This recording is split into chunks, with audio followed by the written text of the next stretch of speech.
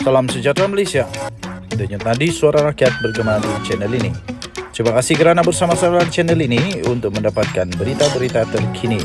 Bagi anda yang baru, jangan lupa tekan butang subscribe, like dan share. Malaysia kita punya, kita jaga sama-sama. Salam sejahtera Malaysia. Wah, kesian Daim Zainuddin. Nampaknya Daim Zainuddin semakin tua sekarang ini. Dalam keadaan dia semakin tua, dihimpit pula dengan kes yang sedang disiasat oleh SPRM. Mungkin itu yang menyebabkan beliau terus sakit, mungkinlah, tapi mungkin tidak juga. Rasanya memang dia sudah sakit lah, untuk mau jatuh sakit. Sudah sampai takdir dia untuk jatuh sakit. Jadi jutawan senyap ini dikabarkan masuk hospital. Dan kerana beliau telah masuk hospital, mau tidak mau proses SPRM telah ditangguhkan. Susulan Tun Daim Zainuddin dimasukkan ke hospital, Suruhanjaya Pencegahan Rasuah Malaysia SPRM akan menetapkan tarikh baru untuk merakam keterangan bekas Menteri Kewangan itu. Sampai sekarang kita belum dapat lagi laporan apa sebenarnya sakit Daim Zainuddin yang betul-betul, tapi kita cuba untuk habiskan dulu artikel ini, mana tahu ada ditulis di sana apa sakit dia. Proses SPRM yang sepatutnya berlangsung pada hari ini, yaitu pada 15 Januari, terpaksa ditangguhkan hingga tarikh baru diperoleh kelak. BH memetik sumber berkata, temu bual dengan tokoh yang turut digelar jutawan senyap itu perlu dijadualkan semula, memandangkan Daim telah dimasukkan ke hospital. Kata sumber itu, kami dimaklumkan beliau dimasukkan ke hospital minggu lalu. Jadi kami kena tetapkan tarikh baru, katanya lapor FMT. Dalam affidavit yang difailkan bersama permohonan semakan kehakiman pada 10 Januari yang lalu, Daim atau nama penuhnya Cik Abdul Daim Zainuddin berkata, beliau kehilangan RM50 bilion apabila beliau memutuskan untuk menyertai politik dan berkhidmat kepada negara sekitar 1980-an. Katanya, jika saya kekal dalam perniagaan untuk mengembangkan aset ini secara aktif, nilai untuk pegangan saham cair liquid stock holding saya saja akan boleh bernilai lebih daripada 50 bilion hari ini, katanya. Itulah kos pribadi saya hari ini dalam keputusan menyertai kerajaan. Seperti yang ditunjukkan oleh angka-angka yang dinyatakan, keputusan saya untuk menyertai kerajaan dan berkhidmat kepada negara mendatangkan kerugian kewangan yang besar kepada diri saya dan keluarga saya, katanya. Detanya lagi, affidavit bagi mencabar tindakan SPRM yang menyiasat dan membekukan aset beliau dan keluarganya, termasuk syarikat Menara Ilham Sendirian Berhad itu, aset cair beliau berjumlah kira-kira 750 juta 250 juta US dollar sebelum menyertai kabinet. Bekas Menteri Kewangan berkenaan dan keluarganya telah memfailkan semakan tersebut atas dakwaan SPRM tidak mempunyai asas untuk menyiasat dan membekukan asetnya serta aset ahli-ahli keluarganya yang lain.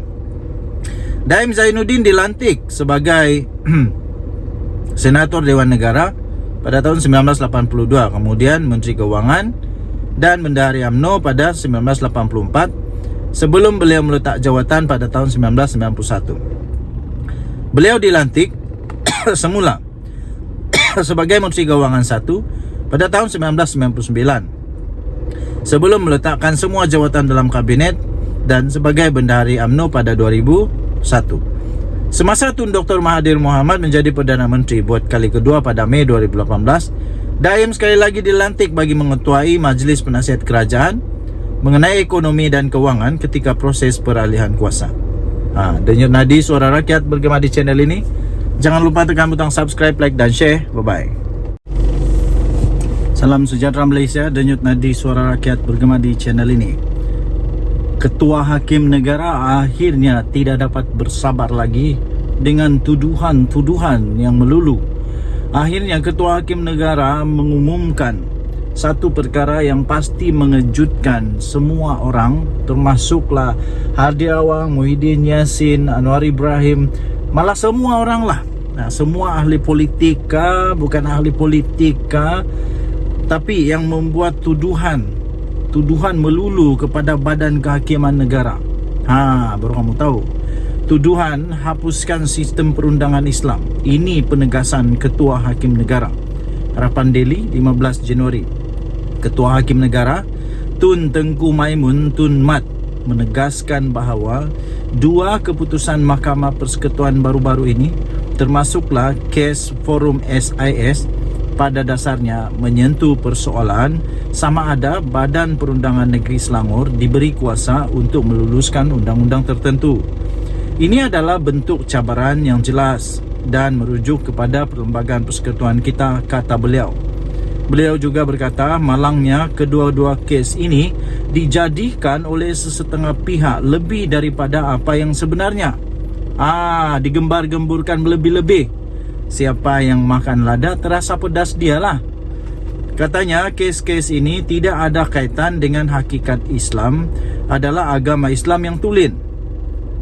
Ia hanyalah bertujuan untuk menekankan semula persempadanan kuasa yang jelas di antara persekutuan dan negeri-negeri, katanya dalam kenyataan itu.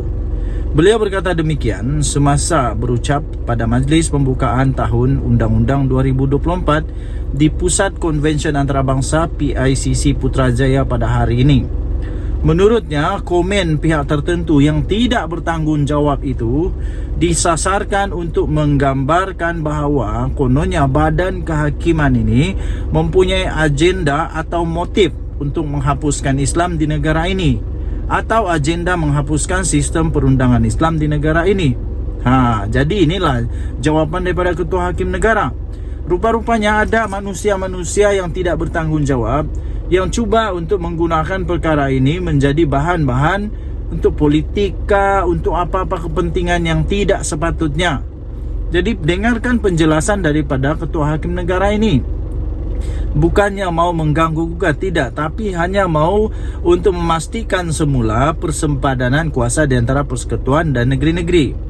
Kata beliau lagi, komen dalam kedua-dua kes adalah jauh dan luas. Dalam sesetengah bahagian, komen-komen ini secara tidak wajar mempersoalkan kepercayaan pribadi hakim tertentu atau malah motivasi mereka dalam membuat keputusan sedemikian.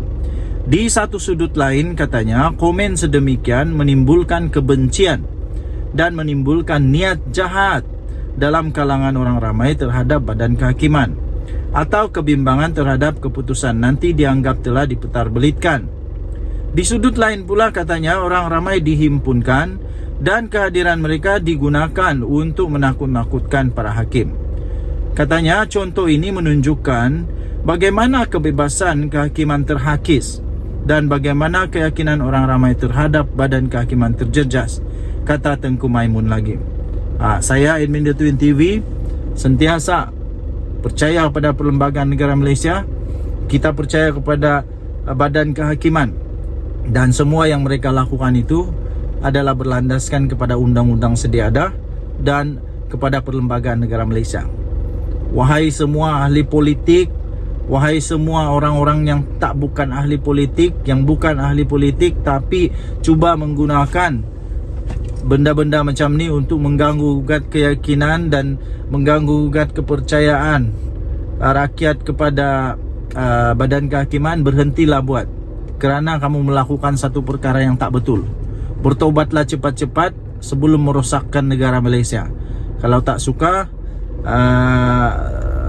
keluarlah dari Malaysia. Tak payahlah tinggal di Malaysia. Sebab Malaysia ini negara berdaulat, ada perlembagaan.